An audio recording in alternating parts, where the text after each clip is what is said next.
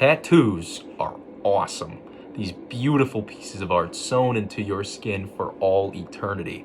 Now, as intimidating as that fact is, it's incredible nonetheless. Now, from ancient soldiers representing civilizations on their arms to that really gross and weird tramp stamp you might have seen on Thanksgiving. God, I wish there was like memory erasing or something. Anyways, these civilizations really use these tattoos for fundamentally different things. And it's changed from civilization to civilization, from century to century, but they overall have been used for main purposes throughout history. And these tattoos provide this window into these civilizations that we might not have gotten to see before. So today, I'll be taking you into those past civilizations and their use of tattoos, and how they really use them to actually bolster themselves and their cultures. And overall, however, tattoos have changed in fundamental purpose and emotional representation. Tattoos have been around for centuries, and I mean a lot of centuries. The first preserved remains with tattoos actually date back to 3300 BCE. That's quite a long time ago. Now, lots of civilizations have used tattoos, primarily found in Egypt, Greece, Rome, and Africa. Those are the big ones that have used them in many different ways. For example, Africa used them. They used dirt to infect wounds they had from battle. I don't want to see it again, so I'm not going to show you an image of it, unfortunately. And these wounds would become permanent in their skin and would represent how they were super macho, going to battle like that. Romans would use them to represent entire legions on their arms. The SPQR tattoo is super famous. I'll be going into depth with that later. Ancient Greeks would use it to represent outcasts. So people that they believed did not belong in their society and were really a danger to the Greek people. Now, over and over, this art has been used to represent who you are, where you're from, or what you've been through. And that could be either a negative thing for the outcasts of the ancient Greeks, or a positive one for the Romans who represented their careers on their arms and the honor they carried with them. So next I'll be going into the Roman Empire, basically to tell you about the SPQR tattoo and how much it represents. So as I stated before, tattoos are used today to represent past experiences in some ways. Now back then, remembering what your culture went through was also very important, but they represented in more of a lineage-based way.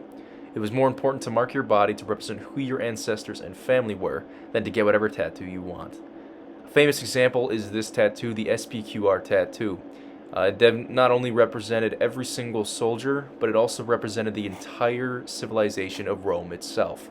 The power of this tattoo really shook civilizations to their core and demanded respect from every nation in the Roman Empire's way. Nowadays, tattoos can really be whatever we want, and that's a substantially different purpose compared to this tattoo.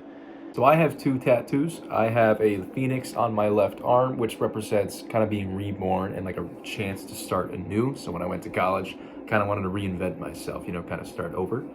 This is a dragon on my right arm. It represents my Asian heritage, obviously, and how proud I am to really be a part of that culture. So I know I've been talking about the ancient Greeks a lot and their use of tattoos, and I wanted to mention how interesting it really is. So they primarily used them as a warning about a dangerous individual that meant to do someone else harm. And this was interesting because they would actually use this to mark outcasts, people that they didn't believe belonged in Greek society. And while those people were labeled as dangerous, most often they actually were not. And that stigma that came behind it probably actually inspired some of the stigma present today with tattoos. I know that some people aren't a big fan of them. Some people believe they are unnecessary and a little grotesque. And I think that stigma really developed from the ancient Greeks, and they even painted their enemies in paintings with tattoos. So I thought that was interesting. And really nowadays, as another fundamental purpose change, they can be worn for whatever reason. You aren't labeled as an outcast if you have a tattoo.